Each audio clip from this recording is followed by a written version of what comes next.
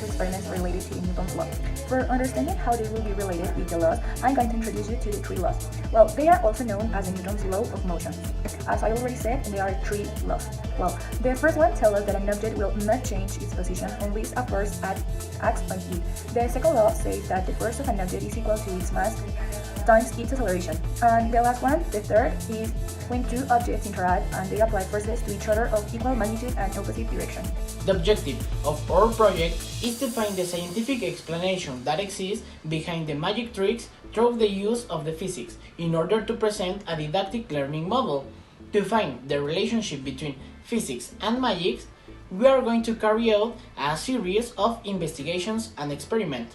This didactic learning model helps you to easily understand of the physics topics, helps you to find the relationship that exists between the real world and the physics, and helps you to recognize the importance of the physics in our daily life. Well, now talking about the specific objective, as you already know, we're talking about the laws of Newton. Here at the right side of the presentation, we can appreciate the three of them with a little bit of an example and their definition. Well, for starting, we want to give you a little bit of a background of Isaac Newton. Well, he was born in the city of Manchester, England, in 1623. He is widely considered as the most influential scientific mathematician of all history. He also wrote books about his achievements and a little bit of stories, but he didn't got a lot of luck in that side of writing. Well, he discovered his laws at 1666 at the age of 23. He passed away in the year 1723, starting with different projects that sadly he never accomplished to finish because of his death. Well, now talking about the important part, our objective. Us as a group in our presentation, we don't want you only to understand why we got the final product in the different experiments you will see about the laws. We want you to understand the importance of each law in daily life. Even though we don't see them, they're pretty important and they have a direct impact in your life in each moment, 24/7. The first law of motion states that every object persists in a state of rest or uniform motion in a straight line unless it is compelled to change that state by forces impressed on it. Basically, what this law is trying to explain to us is that if there is no net force acting on an object, then this object will remain in motion, and if the velocity of the object is zero, then this object will remain in rest. An example of this first law could be a ball in a stationary position. Without an external force acting upon it, the ball will not move. The same thing happens with a ball in motion. If there is no external force acting upon it, the ball will continue its motion. Inversely proportional to the mass of an object for equal forces. A heavier object will experience less acceleration than a lighter object. The velocity, force, acceleration, and momentum have both a magnitude and a direction associated with them. This is called vector quantity. All the equations can be applied in each of the component directions. In general, an object moves in three different directions that are up, down, left, right, and forward, back. The motion of aircraft resulting from aerodynamic forces, aircraft weights, and thrust can be computed by using this Newton's second law of motion. Pertains behavior of objects for which all extending forces are not balanced. Newton's third law is for every action there is an equal and opposite reaction. This states that for every action in nature there is an equal and opposite reaction. For example, if an object, let's put the name of the first object, exerts a force to another object, let's put the second object, then the object will exert an equal force on the first object. Both forces are exerted on different objects. The force exerted by the first object is called action, and the force exerted by the second object is called reaction.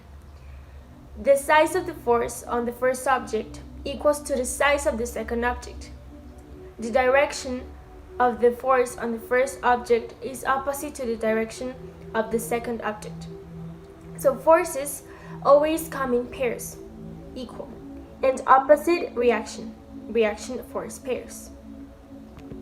For the first magic trick, we'll need 5 things. 3 glasses, some water with colorant, 3 toilet paper tubes, a plastic tray, and 3 eggs. First, we set up the place. We start by filling a 3/4 of the glass with water. Then we prepare the place where we will place the structure, which consists of the glasses of water, the plastic tray, and the toilet paper tubes one over another in that same order. Over the tubes, which stand vertically, we'll put the eggs and then proceed to perform the experiment. We'll have to hit the tray as sharp and fast as possible so that the eggs that stayed at rest graze with the toilet tubes and then proceed to free fall to the glasses, which will be full of water so that the eggs don't break. This is all thanks to the net force applied, which in this case will be none, that the eggs will continue to stay at their place and won't seem to be affected by the tray. For this experiment, we will use a glass, a candle, a lighter, some water with colorant, and a plate. First, we need to put the plate in a place where we cannot have accidents. The second step is to place the candle in the middle of the plate and be sure that the candle will not fall when we add the water. The third step is to turn on the candle very carefully with the lighter. After that step, we will need to add some water. After that, we will need to add 2 drops of colorant and mix it very well. But remember, we don't need to fill completely the plate, but we need to add a big quantity to see the effect. The last step that we need to do is to wait some seconds and put the glass over the candle. This experiment will be developed and you will see that the water gets up into the glass. This happens because the candle turns off and because of the temperature. The pressure inside the glass is less than the one outside, that is the atmospheric pressure. As a result, the atmospheric pressure is higher than the pressure inside the glass, so the pressure outside wants to cover the space that was used by all the oxygen and makes a kind of push to the water, and the resultant of this is that the water level inside the glass increases. And this is how the experiment works and how physics is involved here.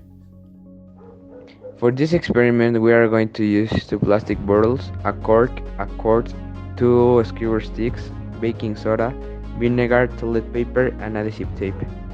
Step 1. We must cut a bottle in half and join it with the other bottle with adhesive tape. Step 2. Cut the sticks in half and paste them to the bottle that is complete. Step 3. In the toilet paper, add a tablespoon of baking soda and tangle it so that it doesn't come off. Step 4. In the bottle, add 20 milliliters of vinegar and then put the toilet paper where the lid is, but try not to fall off. And then put the cork on the top. Finally, put the bottle like in the video so that the vinegar falls on the baking soda. This reaction occurs because combining vinegar and baking soda produces a large amount of carbon dioxide and creates a strong pressure that makes the bottle fly.